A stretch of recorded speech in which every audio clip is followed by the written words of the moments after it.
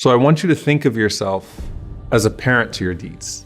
You produce them, you raise them, and you have all sorts of hopes for them. The only thing is, you don't see them yet.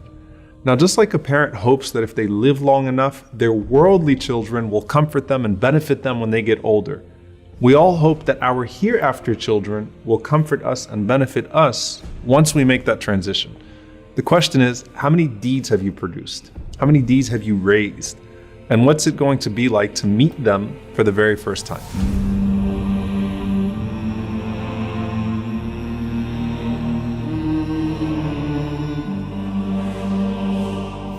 Hatim ibn al-Asam rahimahullah said, إني نظرت إلى الخلق فرأيت كل واحد يحب محبوبا فإذا ذهب إلى القبر فارقه محبوبه.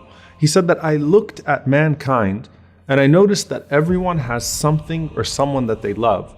But then once they die, that beloved person or thing leaves them. So I decided to learn to love my good deeds so that when I enter into my grave, they get to come with me. The Prophet ﷺ said, يَتْبَعُ الْمَيِّتَ ثَلَاثًا. The deceased is followed to his or her grave by three things. أَهْلُهُ وَمَالُهُ وَعَمَلُهُ. His family, his wealth, and his deeds. فَيَرْجِعُ أَهْلُهُ وَمَالُهُ وَيَبْقَى عَمَلُهُ. So his family and his wealth turn back from the grave and they go home.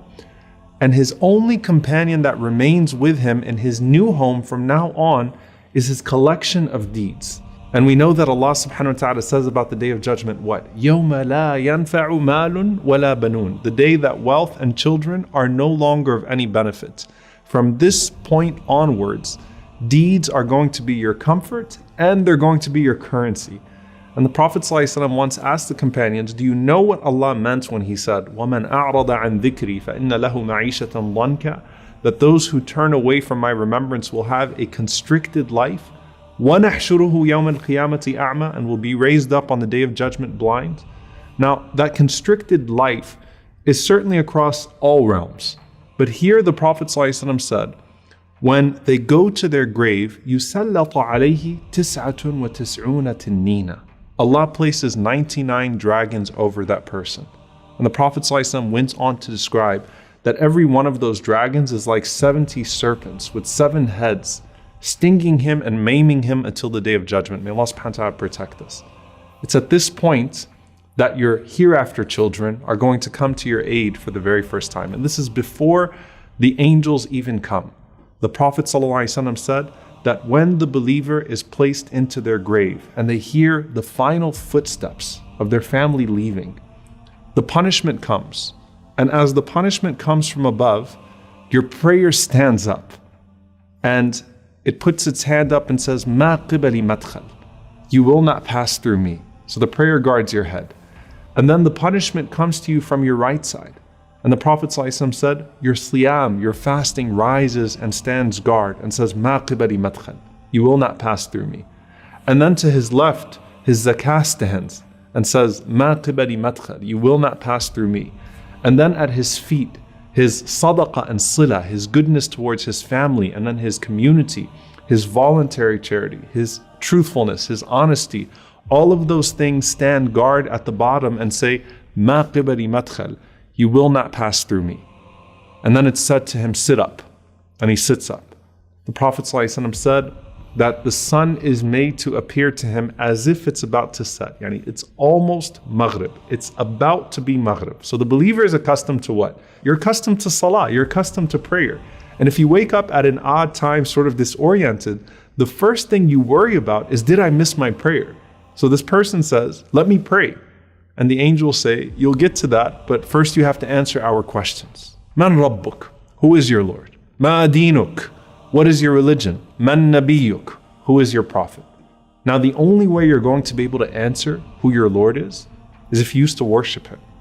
And the only way you're going to be able to answer what your religion is if you actually used to practice it. And the only way you're going to be able to answer who your prophet is, sallallahu alaihi wasallam, is if you used to actually follow him. And if you answer right, a voice cries out from the heavens and says, Sadaqa abdi, my slave has spoken the truth. And subhanAllah, in one hadith, the Prophet ﷺ said that those two angels that were first frightening, They say to you after you answer the questions correctly, كُنَّا نَعْلَمُ أَنَّكَ تَقُولُ هَذَا. You know, we knew you were going to say that. We knew you were going to answer these questions right. And Allah subhanahu wa ta'ala then calls out, supply him with the furnishings from Jannah. Clothe him from the clothes of paradise. Open for him a gate to paradise so that some of its fragrance comes to him in his grave. And then his grave is expanded for him as far as his eye can see. And then at that point, you are laying in the clothes of Jannah with a window to Jannah. And everything starts to feel like Jannah, starts to feel like paradise. This visitor comes to you, and this visitor has this beautiful face, has these fine clothes, and has this pleasant scent. And he says to you, أبشر بالذي يسرك هذا يومك الذي كنت توعد. Glad tidings of that which will bring you happiness. This is your day which you were promised.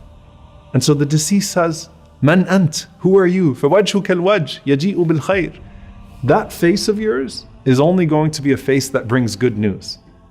And that person responds to you and says, أَنَا عَمَلُكَ الصَّالِحِ. I am your good deeds. Now subhanAllah, imagine what your good deeds look like all in one person. The beauty of that, bi'idhnillahi ta'ala, if you actually used to act upon that guidance from Allah. What does your Quran, your prayer, your fasting, your charity all look like in the form of one person saying to you, I am your good deeds and I'm here to give you good news.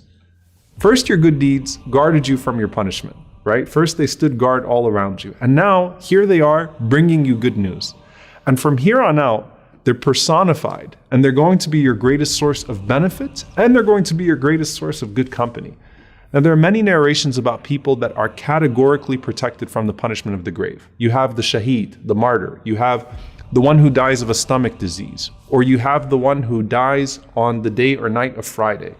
And then you have all of these narrations about those who are specifically punished in the grave due to their sins. And so you want to avoid those sins, obviously, such as the slanderer, or the one who is neglectful with their tahara, with their purification, or the adulterer, or the one who deals with riba, with usury and interest.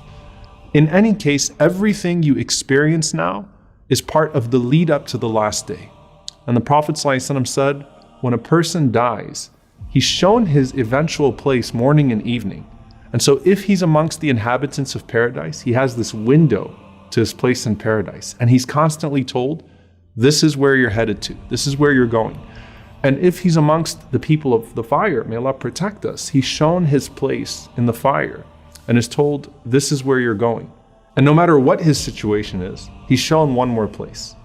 And he looks at this place and is told, هَذَا مَقْعَدُكَ الَّذِي تُبْعَثُ إِلَيْهِ يَوْمَ الْقِيَامَةِ. This is the place that you're going to be sent to on the day of judgment.